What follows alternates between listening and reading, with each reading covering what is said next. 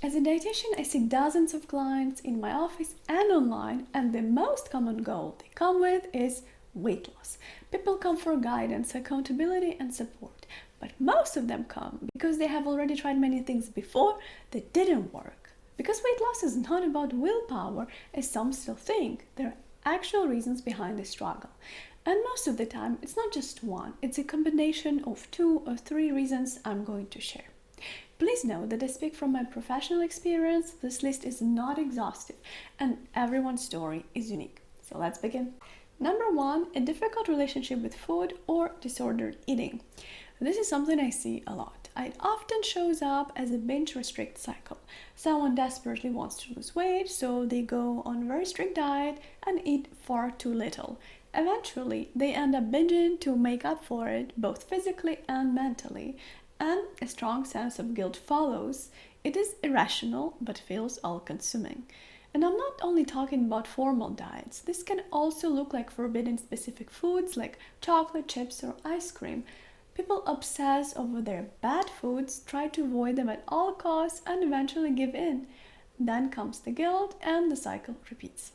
This type of restriction can actually slow down one's metabolism over time because the body adapts. It's smart, and each time losing weight becomes harder and harder. Another common trigger in this pattern is obsession with numbers. Weighing yourself every day or tracking calories constantly, being afraid to lose control.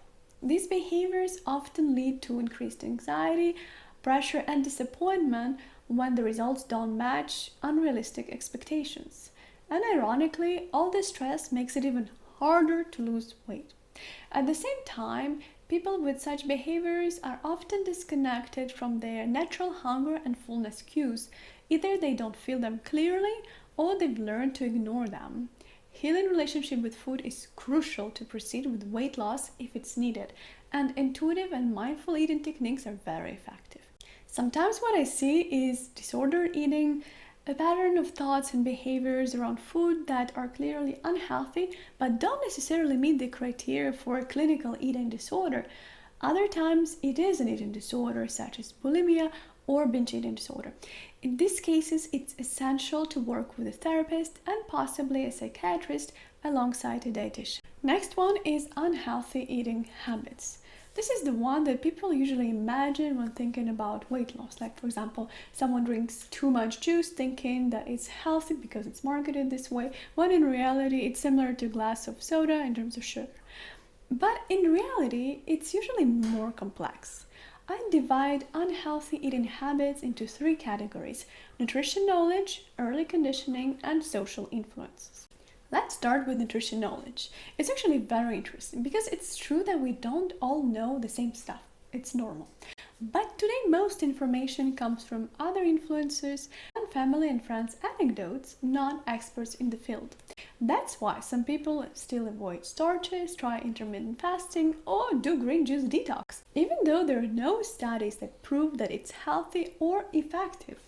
Then there is early conditioning, the unspoken food rules we grow up with. For example, you have to finish your plate because poor children are starving in Africa, when in reality there is absolutely no link here.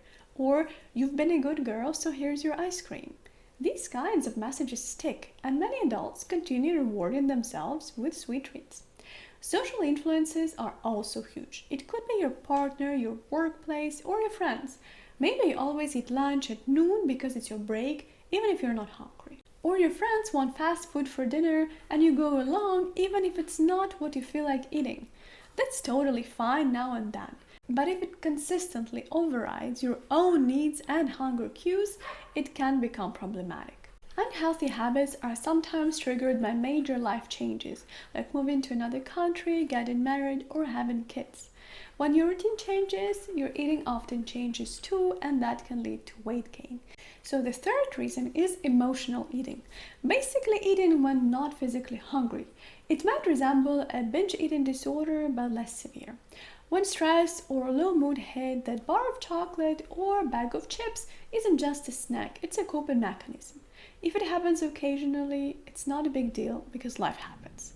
but using food regularly as a coping mechanism to deal with frustration, sadness, loneliness, stress, boredom, or other emotions can easily lead to weight gain. Food can be used for comfort, to numb these uncomfortable emotions, or even punish oneself. Mood disorders and anxiety can make it even harder. Next one is poor organization and time management. This is super common, especially in people juggling work, kids, housework, or regular shifts. If meals aren't planned or prepped, you're more likely to rely on takeout or snacks through the day.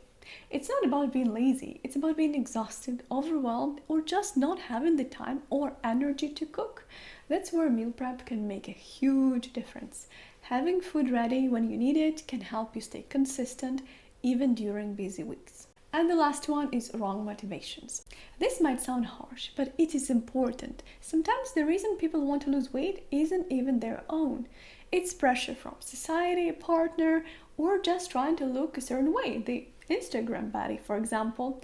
Diet culture is still omnipresent, and it tells us that thin equals happy, worthy, or successful. But if weight loss is only driven by the desire to please others or meet unrealistic ideals, it rarely leads to lasting results and often harms your relationship with food and your body.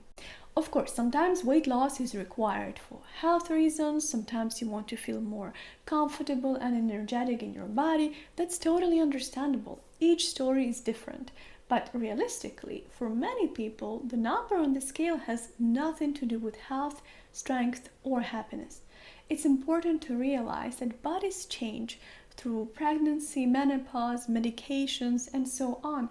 Expecting your body to look like it did 20 years ago is often unrealistic and unfair. So I always encourage clients to ask themselves, why do you want to lose weight? That question alone can be very powerful. And if you have your strong reasons and they're yours and no one else's, please remember that you don't have to go through strict diets or test your willpower. Consult a professional dietitian to have the extra guidance and support to achieve your optimal weight. Do you recognize yourself in any of these reasons? Comment below. And if you want to start somewhere now, but in a gentle way, watch this video about different types of hunger and fullness and how to reconnect with them. This would really be a great start. If you like this video, please subscribe to my channel, hit that thumbs up, and I will see you next time. Bye!